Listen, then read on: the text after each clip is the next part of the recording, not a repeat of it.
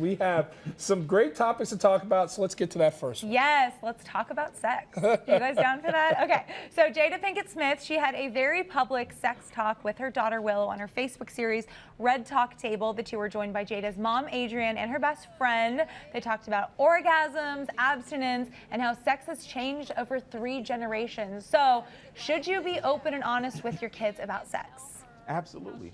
I mean, I feel it's a big thing. You know, your kids should have a place where they can come and feel relaxed. They should feel like it's a comfort zone, a safe space for themselves, you know, to actually be able to, you know, speak to you as a parent.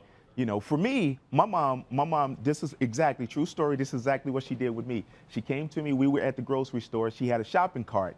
We were going down the aisle. In the shopping cart, she threw in there a loaf of bread, some coffee, and a box of condoms. How old were you?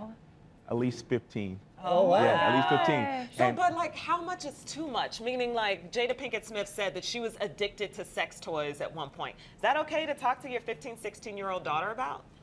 So, I mean, what happens in that type of scenario, you want to make sure that you have a good level of security for that area, for your daughter, for your children, and everyone else in between. You know, so for Willow, for example, I think personally it might have been a little bit too much for her age and everything. But I mean, if she felt secure actually in having that conversation with them, then it should have been a good thing. Yeah. Melissa, a question for you. As a father of an 11-year-old, I've just started scratching the surface having these types of conversations with them, which is very nerve-wracking. Well done. At a very slow pace. How far along should I be having those conversations with them? Day one.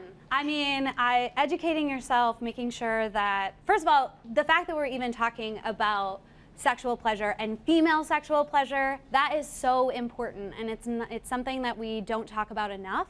And I have to say that I think for a lot of young boys, the expectation is, of course, they're going to take their long showers or have their stiff socks or whatever. But for women, all of a sudden, it becomes like, oh, too much. We can't talk about orgasms, and that's really a problem, and we're not talking about that enough. We only really talk a lot about women's sexuality in regards to sexual violations and assault, and pleasure is important. Yes. Dr. John? I actually agree with both other panelists. To put a finer point on it, I think we need to have these talks earlier and younger with our kids because they are exposed to this stuff. Sex, sexuality, their bodies, the bodies of other kids their age. So as early as 8, 9, 10 years old, we need to have these talks with our kids, whereas a generation ago, it was 5 years later. Yeah, I was gonna say that it does seem like even for, well, I don't know about y'all, but even for us, it seems like 11 is too young. But when you think about everything they're seeing on the internet and on TV, Your friends are talking about that's it, a so you great might point. as well. That's a great point, because I need your guys' help on this one. When should I be okay with my son engaging with the opposite sex? 11 is clearly too soon. But when is it okay if he comes home and says, Daddy, I kissed a girl today? But I don't know if what you age really is that? have control over that. Yeah. What you have control over is what information they're getting and the conversation that they're having. So you can have, if you have these conversations earlier, we know that studies show the earlier, the better. And so we have, there's a great set of books called It's Perfectly Normal that you can get that are children's books from ages 0 to 12. That's and so good. Yeah, and so having parents read these awesome books to their children, having the conversation means that then it's easy for you to have a little bit more say and a little more input in the decisions that your children make. So grounding him for like years is not the answer. You could try, but would that have worked for you? No, it would not have Right. worked. That would have broke out the window and found Okay, Jordan, good luck to you. When you figure it out, let the rest of us know, because we're all trying to figure it out. All right, so Kanye West, during an interview on Jimmy Kimmel Live, Kanye was asked if he has a different perspective on women now that he has 2 daughters. He openly said no, and that he still watches porn. The question we have for you all today is, how can you tell if your significant other is watching porn, and is that a bad thing? Who wants to take this one first? I'll take that. So when it comes down to porn, as with anything, can be healthy if it's in moderation, right? So I counsel a lot of couples who use porn and sex toys and different things to actually get into the mood. And I've got some couples who are going through infertility issues. I mean, you've got to get creative out here, you know, but it gets to a point where porn is when it's abused, right? So if you've got someone who's, up late at night, early mornings, they're, just making it to a point where they're desensitized to actually being in a relationship with you, where I start to view the people at porn, I'm more interested in them than I am of you, then that's when it becomes a problem. So are there signs like to know if it's too much, too little? Are all of you all agreeing that it is a positive thing in a relationship? Oh, yes, 100%. I think the idea is that we're not having conversations. Okay. And if you have concerns about it, the first question you should ask yourself is, what exactly are my concerns? And can I bring those up to my partner? And if you can't bring them up to your partner, you have us that you can come to, but at the same time, there's a lot of sometimes implicit assumptions that each person has regarding their attitudes about various sexual behaviors. And if we don't make them more explicit, then you run the risk of people feel violated very quickly.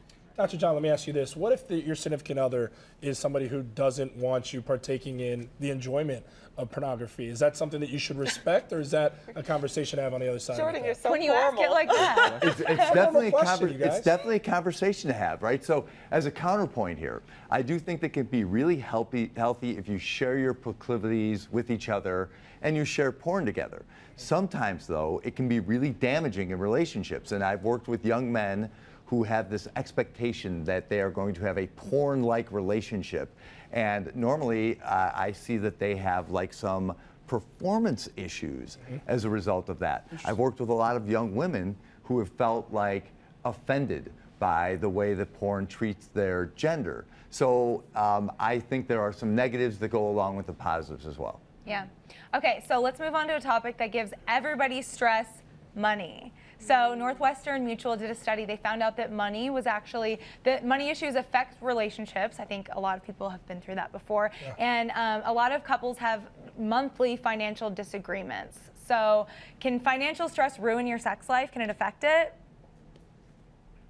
I will say yes, absolutely, unequivocally they can. And it's kind of subversive and subconscious. So you have these kind of relational issues because you're not talking about money other than in a really practical way. Instead of talking about the emotions of money, the insecurities, the ways you might resent each other, the fears you have around money. And the more you talk about the emotions underneath it, the more intimate your relationship can be. And if you don't have those talks, I find that intimacy problems sometimes show up and you don't know why. And oftentimes it's money related. I could see that because it affects you. You know, if you're feeling that toward that other person, you're upset. You can't just shut it off, right? Exactly. What do you guys think? It's hard to feel sexy, I think, when you're worrying about a lot of things, and it's hard to kind of focus on being with your partner and being intimate with your partner. And so I think that the idea of trying to, this is one of the benefits of scheduling sex. I know a lot of people don't like the idea of scheduling sex, but using sex as a way to connect and also as a stress reliever and a way of building connection is just as important also as a conversation. I think that's a big thing for women, because I think it's easy for us to let so many other distractions come into our relationship, specifically the bedroom. Well, and I don't know many women and men, humans, that have sex and then go, man, why don't we do that more often? That is such a common response when people come in my office and they have an experience and they're always like, we should do this more often. Yes. When is that point where somebody in a relationship realizes, I need to go somewhere else? I need to visit JL. I need to visit Melissa. I need to visit Doc. When is that moment where people should say, it's not working, I need expert advice? Good question. I think it's always a proactive thing. You know, I think at any given point when you start to feel, a lot of times, counseling, and I think you guys would agree, counseling is a lot of times kind of a reactive kind of emotion, right? It's the last resort. A lot of times when couples come to see me, it's almost the last thing that they've already tried. You know, try to make that the first thing that you guys try to see. Proactive. And be proactive and try to make it an ongoing, consistent thing. There's nothing wrong with having a counselor that you can call on and things of that nature within throughout the course of the year. You should have check-ins with that. Such a good counselor. tool. Absolutely. I feel like I need a referee. That's what I need. That's right. I need a third-party source to be on my side. Right. Well, and that's the thing. I mean, we can provide a space that's really neutral and a conversation that's really different often than what people have in their home. And we can give you tools to have different conversations. So by the time often couples get to my office, they've been arguing for years and years and years. Well, thank you guys so much for coming in. Thanks again to our Power of Love good. panel. We've got J.L. Kirkwood, Melissa Novak, and John Duffy. You guys have been awesome here this morning. Thank Incredibly you. helpful too, you guys. And hey, if you need some love and relationship advice, just send your questions to our Facebook page, everybody. We'd love to hear from you. And our experts may be able to help you out in your lives.